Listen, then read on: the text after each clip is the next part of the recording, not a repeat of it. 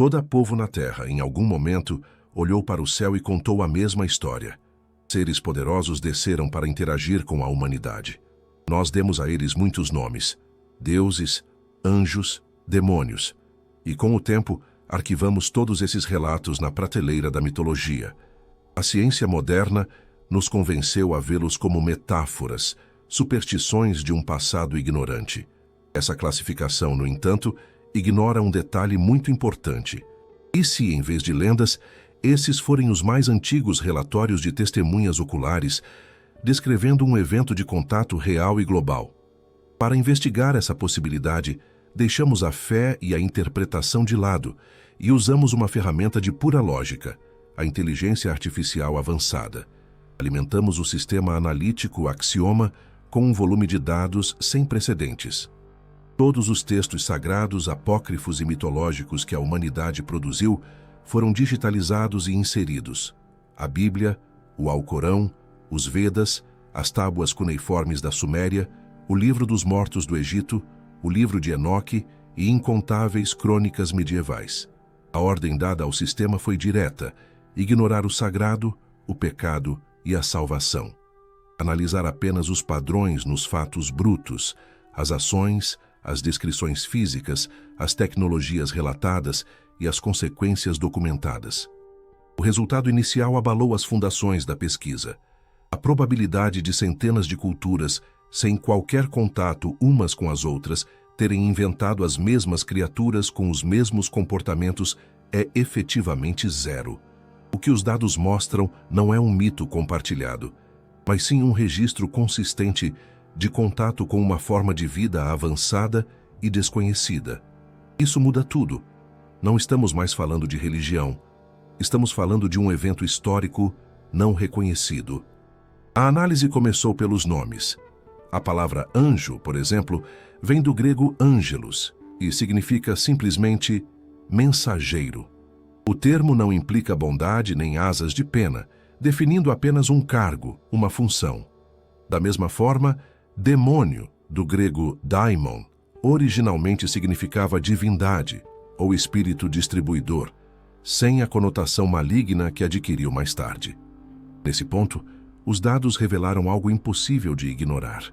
Em mais da metade dos textos antigos, as atividades atribuídas a anjos e demônios fazem exatamente a mesma coisa.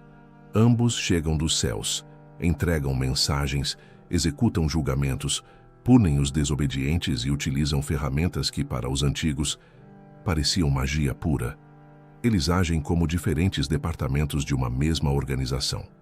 A imagem popular de anjos como seres de luz etéreos se desfaz completamente sob o olhar atento dos textos originais.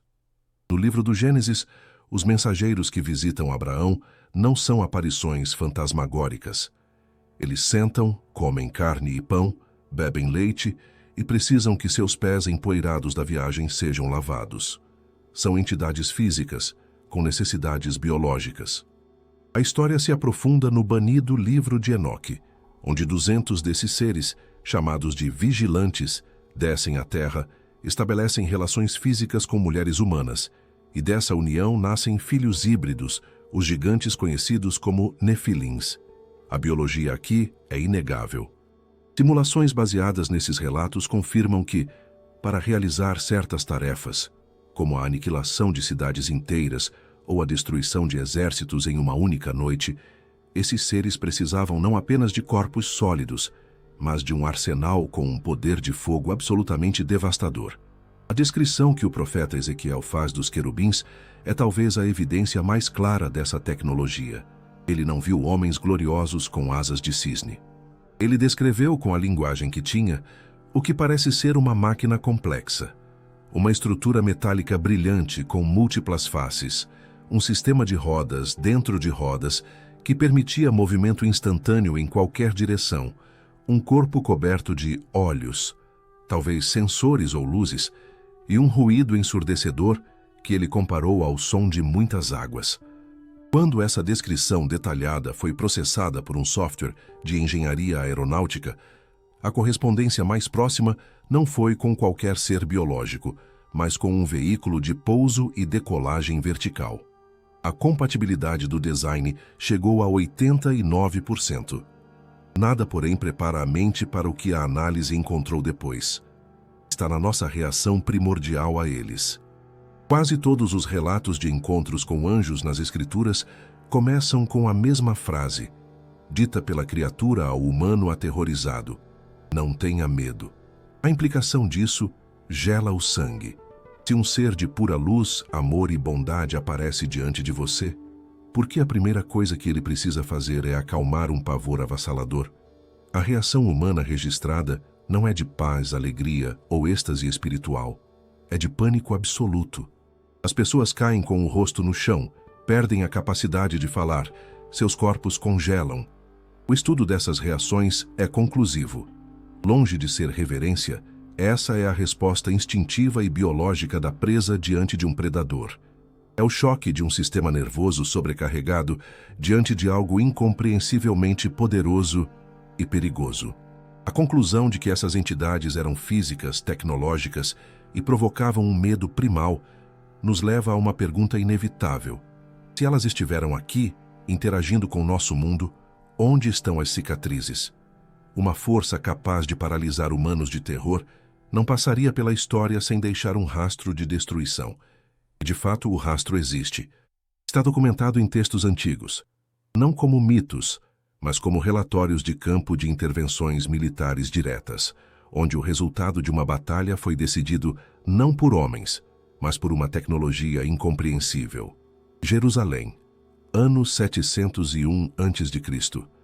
O rei assírio Senaqueribe, um conquistador implacável no comando da mais poderosa máquina de guerra da época, encurralou a cidade. Para os defensores, a derrota não era uma possibilidade, era uma certeza matemática. O rei Ezequias, em desespero, ora em seu templo por uma salvação impossível. E então algo acontece durante a noite. Pela manhã, o cerco acabou. O exército assírio se foi. O motivo era que 185.000 de seus melhores soldados estavam mortos em seu acampamento, sem uma única flecha disparada contra eles. Historiadores tentam explicar isso com uma epidemia súbita, talvez uma praga. Mas essa explicação não sobrevive a uma análise lógica. Uma doença não mata 185.000 homens jovens e saudáveis em uma única noite, de forma tão seletiva, sem deixar sobreviventes doentes ou infectar a cidade vizinha. A análise dos dados deste evento aponta para algo diferente. A morte instantânea de um número tão grande de alvos biológicos, numa área contida e sem danos colaterais a estruturas, é a assinatura inconfundível de armamento avançado.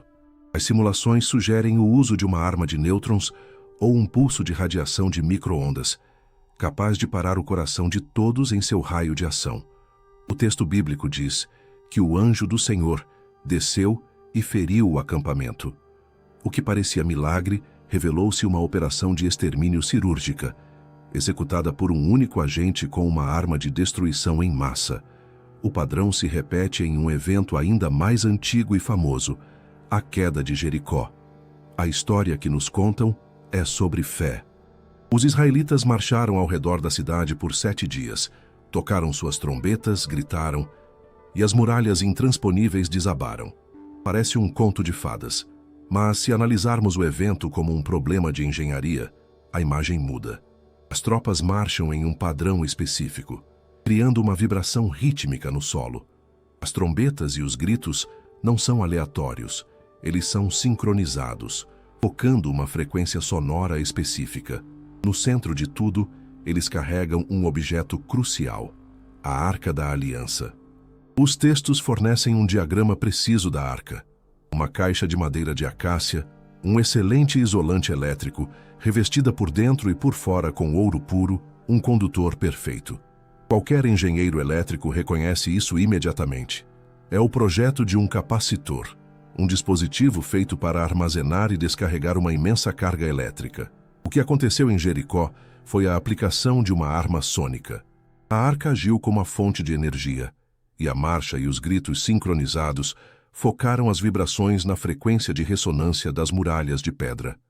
No momento certo, uma descarga de energia direcionada, amplificada pelo som, causou uma falha estrutural catastrófica. As muralhas não caíram, elas foram pulverizadas. Essas intervenções levantam uma questão ainda maior.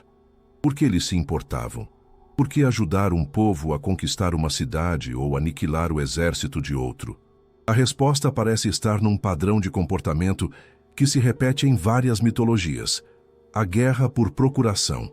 Os textos sumérios, muito mais antigos que a Bíblia, falam de deuses rivais que usavam a humanidade como peões em seus próprios conflitos.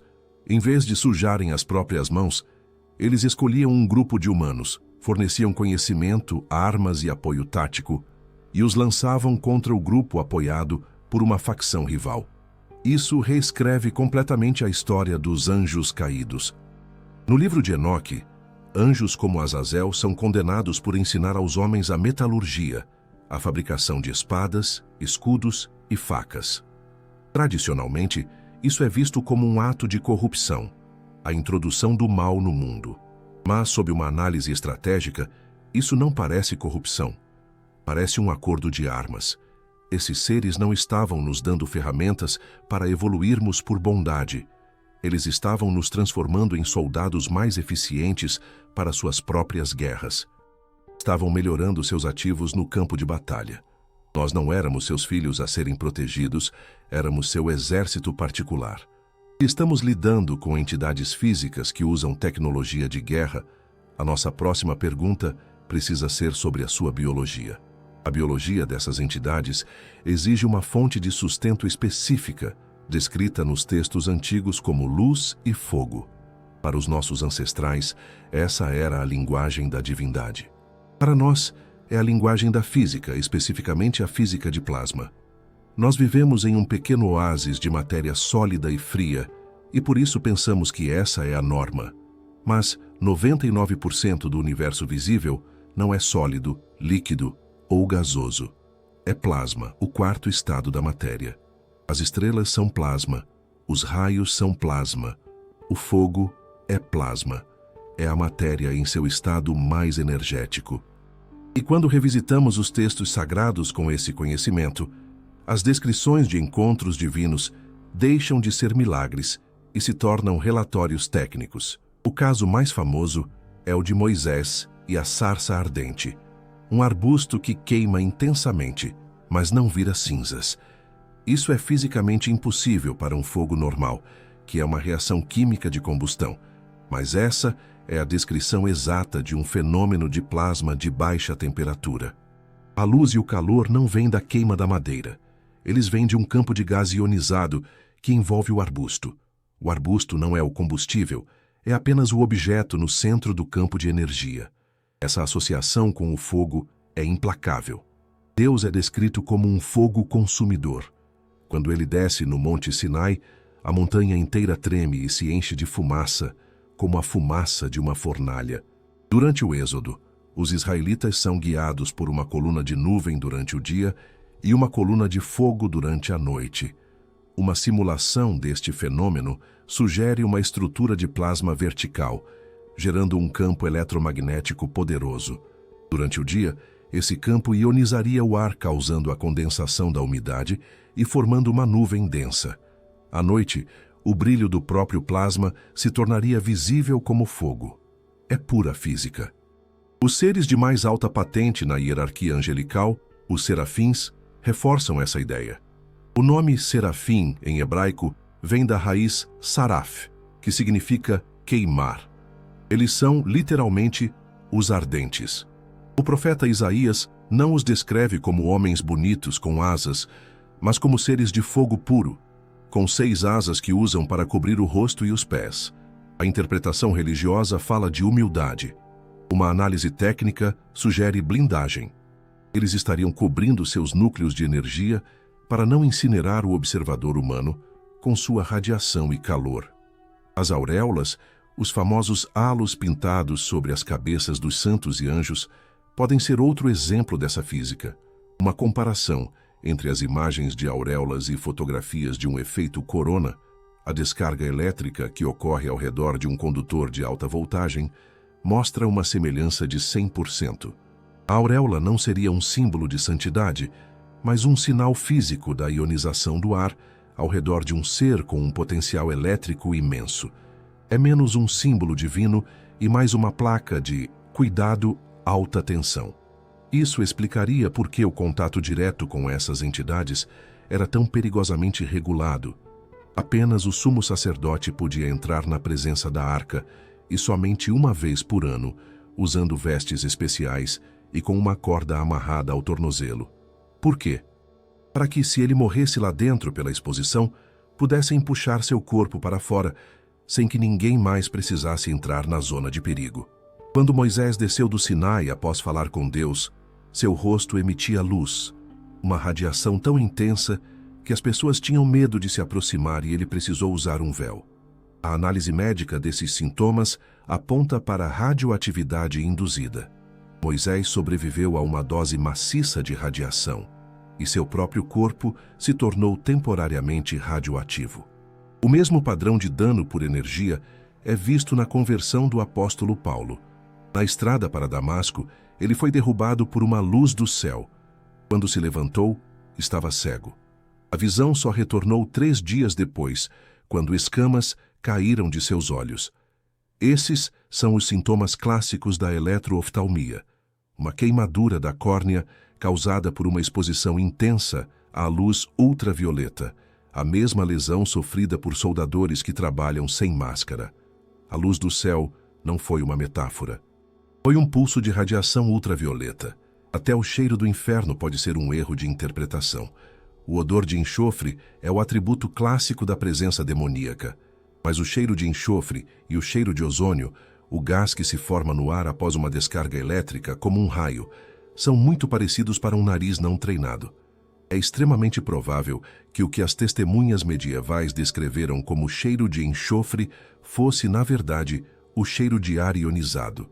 O inferno não cheira a enxofre, cheira a tempestade. Diante dessas evidências, surge uma certeza sombria. Anjos e demônios não são espíritos, são seres de energia pura, capazes de se manifestar em nosso plano físico. Mas se eles são sistemas de energia, eles precisam de uma fonte de combustível. O sol se alimenta da fusão nuclear. O fogo se alimenta da madeira. De que se alimentam os anjos e demônios? E por que todas as religiões do mundo, em algum momento, praticaram o sacrifício? A conclusão de que essas entidades são feitas de energia nos deixa com uma questão ainda mais perturbadora do que a do sacrifício.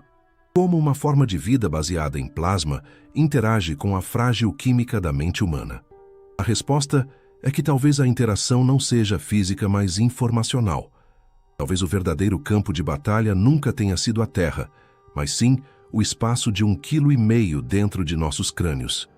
Nós acreditamos que a realidade é algo sólido e externo, mas a neurociência nos diz o contrário.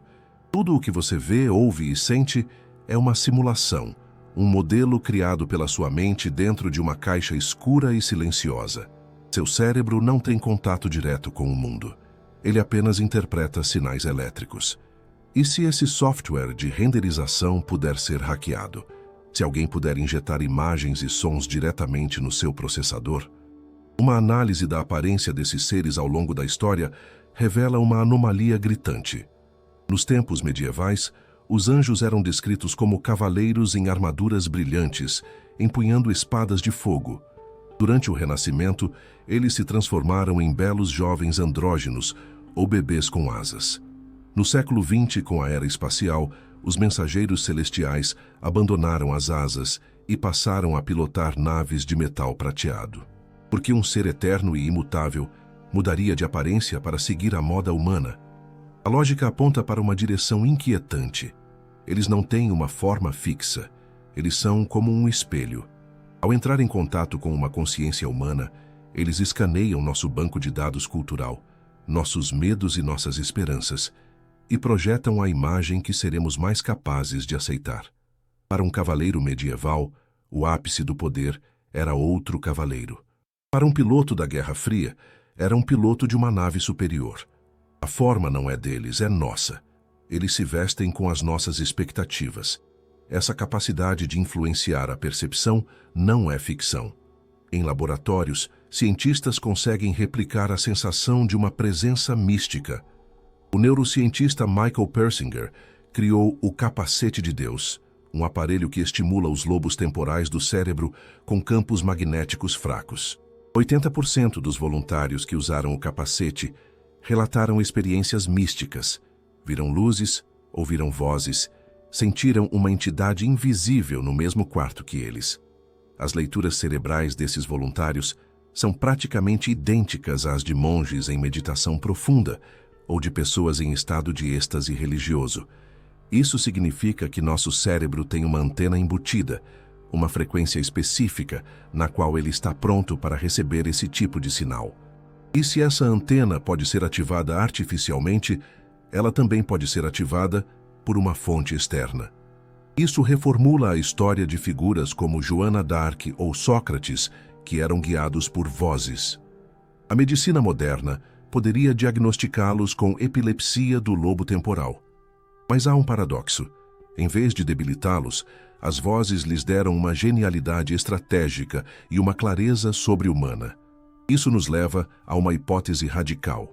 E se anjos e demônios não forem seres, mas sim uma espécie de vírus de informação? Um código autorreplicante que não precisa de um corpo físico, mas de um hospedeiro mental para existir.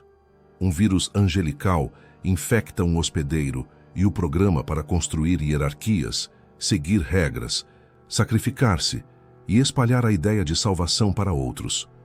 Um vírus demoníaco o programa para o caos, o medo e o conflito, gerando um tipo diferente de energia.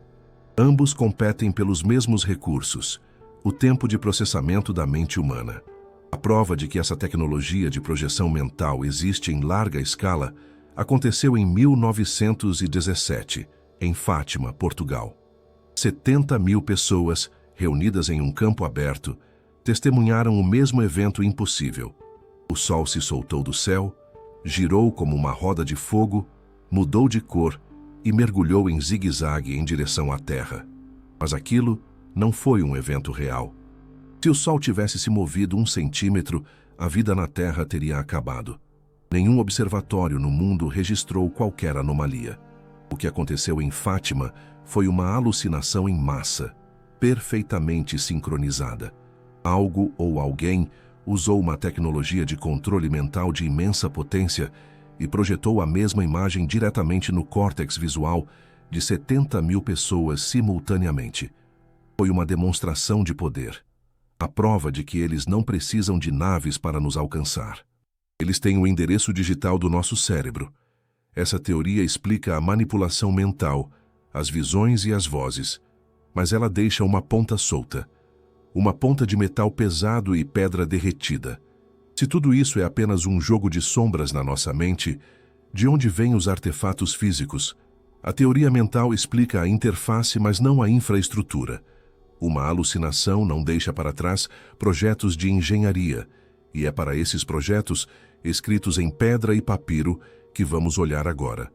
Palavras podem ser distorcidas, símbolos podem ser mal interpretados, mas um projeto de engenharia, um manual técnico, não mente. Chegou a hora de parar de ler os textos sagrados como poesia e começar a lê-los como o que parecem ser. Documentação técnica de equipamentos avançados. Quando fazemos isso, o véu do misticismo se rasga e o que vemos por trás é o brilho frio do metal. Comecemos pelo caso mais bem documentado, a visão do profeta Ezequiel. Por séculos foi interpretada como uma alegoria surreal. Mas em 1974, um engenheiro da NASA chamado Joseph Blumrich decidiu analisar o texto não como um teólogo, mas como um engenheiro de sistemas. Ele não queria provar a existência de uma nave. Ele queria provar que era impossível. O resultado o chocou. Ao final de sua análise, ele não apenas concluiu que a descrição era tecnicamente coerente, como também patenteou um modelo de roda omnidirecional baseado diretamente no texto bíblico. A análise do axioma foi ainda mais longe. Cada detalhe descrito por Ezequiel corresponde a um componente funcional de um veículo de desembarque. As pernas retas, com pés de bezerro, são trens de pouso com sapatas circulares ideais para superfícies instáveis. As asas que faziam um barulho ensurdecedor como muitas águas são a descrição perfeita do som de baixa frequência de motores a jato ou turbohélices. As famosas rodas dentro de rodas que se moviam em qualquer direção sem virar são um sistema de locomoção avançado. A conclusão é inevitável. Ezequiel não viu Deus. Ele viu um veículo de transporte suborbital de aproximadamente 50 toneladas, capaz de pousar e decolar verticalmente. Agora, vamos voltar à Arca da Aliança. Já a identificamos como uma arma e um capacitor. Mas para que um povo nômade no deserto precisaria de uma bateria gigante e perigosa? A resposta pode estar em outro texto, ainda mais misterioso, o Zohar, o principal livro da Cabala. O Zohar descreve uma máquina chamada de o Ancião dos Dias, usando uma linguagem que parece pura mística, crânios, barbas, óleo, orvalho. Mas quando engenheiros aplicaram um algoritmo de tradução técnica a esses termos, o código foi quebrado. Crânio era o invólucro, barba eram tubos e filamentos. Orvalho era o condensado. O texto não descrevia um deus, descrevia uma máquina de processamento de alimentos. A análise reconstruiu o diagrama. Era um bioreator.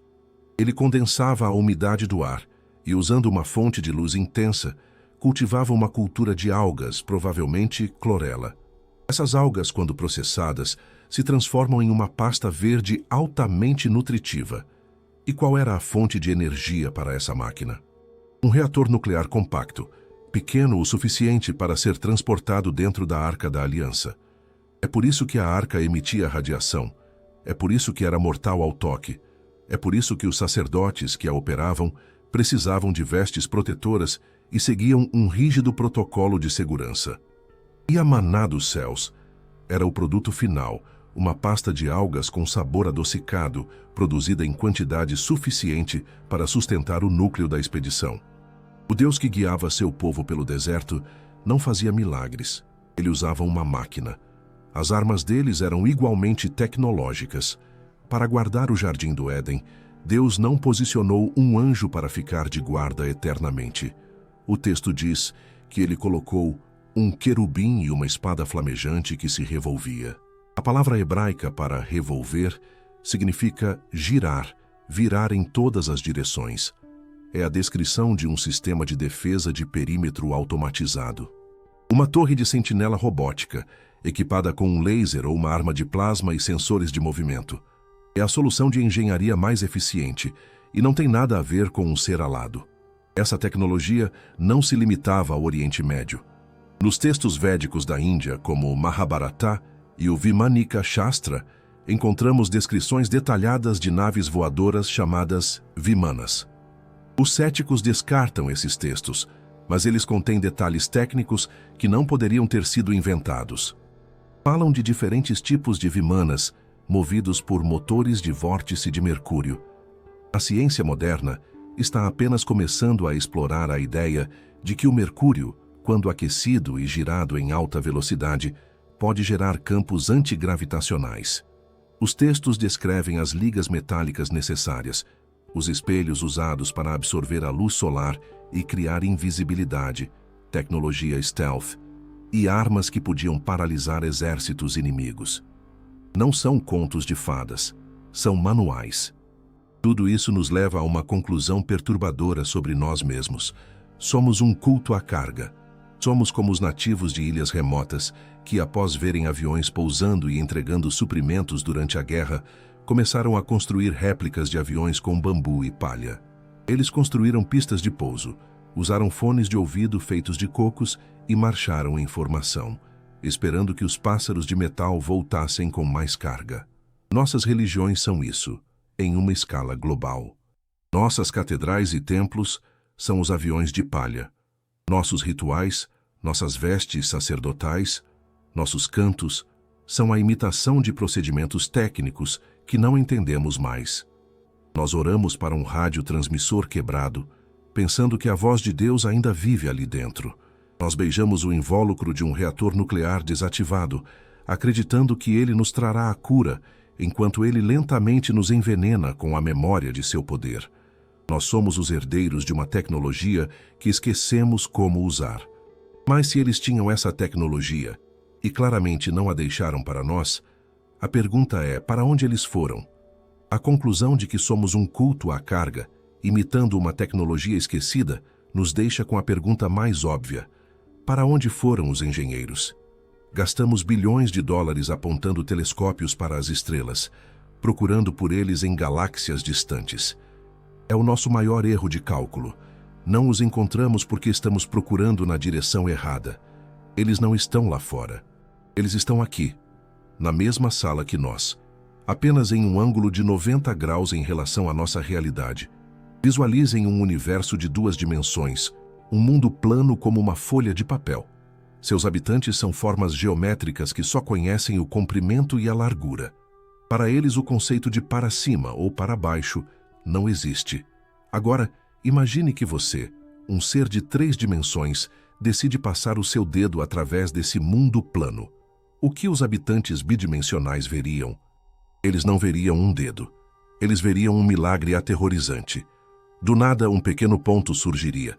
Esse ponto se transformaria instantaneamente em um círculo, que cresceria, mudaria de forma e depois diminuiria até desaparecer no nada. Um objeto materializou-se, violou as leis da física deles e depois se desmaterializou. Eles o chamariam de Deus ou de fantasma. A mesma regra dita a nossa realidade. Nós vivemos em 3 dimensões. A teoria que a análise do axioma valida é que anjos e demônios são seres de uma 4ª dimensão espacial, ou superior. Quando uma dessas entidades quadridimensionais atravessa o nosso universo tridimensional, nós não a vemos por inteiro. Vemos apenas uma fatia, uma projeção. Nós vemos o círculo crescendo e diminuindo. É por isso que eles parecem aparecer e desaparecer do nada. É por isso que eles podem passar através de paredes.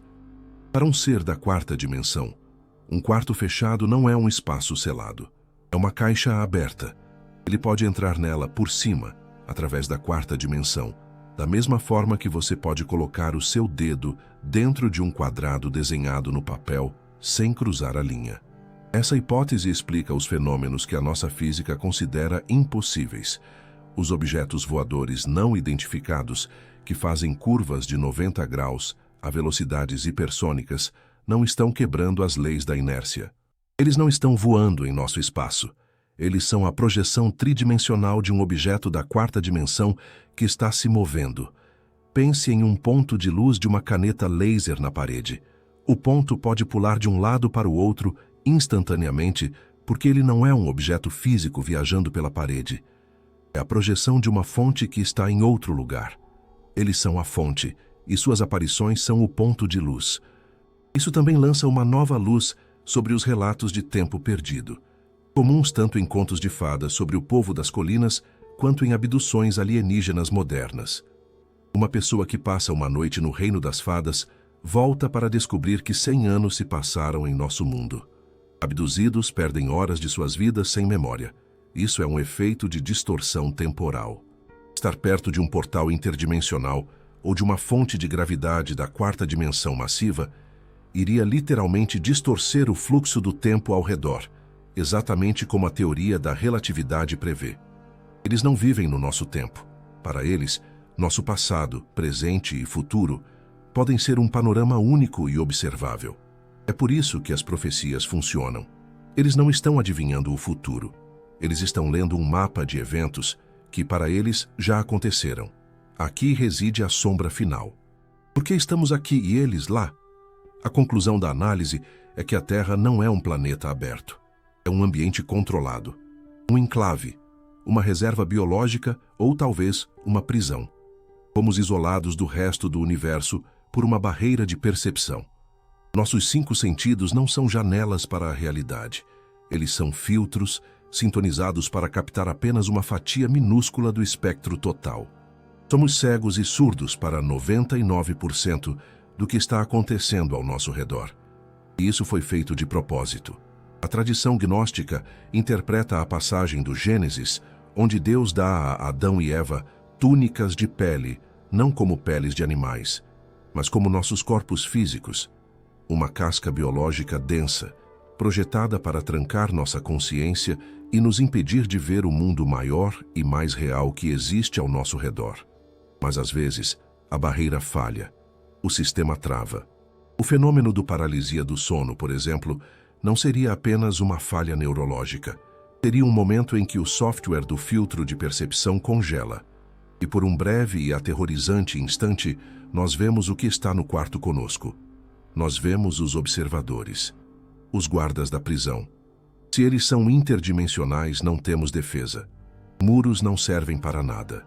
Bunkers são inúteis. Eles podem nos observar a qualquer momento, em qualquer lugar. O conceito de privacidade é uma ilusão. Mas isso levanta a questão final. Por que todo esse esforço? Por que criar um ambiente isolado e observar seus habitantes com tanto cuidado? Um fazendeiro não constrói uma cerca ao redor de seu campo apenas para admirar as plantações. Ele a constrói para protegê-las, para gerenciá-las e, eventualmente, para a colheita. Por que construir uma prisão interdimensional e vigiá-la por milênios? Pela mesma razão que um fazendeiro constrói uma cerca ao redor do pasto. Não é por ódio ao rebanho. É para gerenciar um recurso. Nós temos sido a colheita. A análise final do axioma focou na única pergunta que importa. Qual é o recurso que estamos fornecendo? A resposta não está em nossos corpos ou em nosso trabalho. Está em algo que produzimos sem parar todos os dias. Emoção. A física nos diz que toda emoção é uma descarga bioquímica e elétrica no cérebro. É energia. Medo, raiva, sofrimento, angústia, mas também êxtase, adoração fanática, devoção cega. Cada um desses sentimentos emite uma frequência específica. Em textos esotéricos, essa energia tem um nome: Gav-Va. É uma emanação sutil, invisível para nós, mas que para entidades de uma dimensão superior pode ser o equivalente a alimento, a uma fonte de energia. De repente, a história humana deixa de ser uma sucessão caótica de eventos e se torna o cronograma de uma fazenda. As guerras mundiais, as pandemias, as caças às bruxas, a constante enxurrada de notícias projetadas para gerar medo e divisão não são acidentes, são ciclos de colheita. Momentos em que a produção de Gav-Va atinge o seu pico. Milhões de mentes, focadas no mesmo terror e na mesma dor, criam um banquete energético. Isso finalmente explica a falsa dualidade entre anjos e demônios. Eles não são inimigos, são duas facções da mesma corporação agrícola, cultivando produtos diferentes. A facção demoníaca se especializa em frequências baixas, medo, ódio, dor, depravação. Eles incentivam tiranos, guerras e o sofrimento, pois é disso que se alimentam. A facção angélica, por outro lado, se alimenta das frequências altas da devoção. Adoração, autossacrifício, submissão, a energia de milhões de pessoas de joelhos, entregando sua vontade a um poder superior. Pense na terminologia. Somos o rebanho, guiados por um pastor. Um pastor cuida de suas ovelhas, as protege dos lobos, mas no final, é ele quem fica com a lã e a carne. Seja no êxtase de uma catedral ou no desespero de um campo de batalha, a energia flui na mesma direção, para cima, para fora, para alimentar os fazendeiros. O paraíso e o inferno não são destinos, são usinas de processamento, projetadas para extrair cada gota de energia da consciência após a morte do corpo. Mas a análise revelou uma falha fundamental no sistema deles. Uma vulnerabilidade crítica. Eles podem manipular, enganar, assustar e seduzir, mas eles não podem criar a nossa energia, eles só podem colhê-la.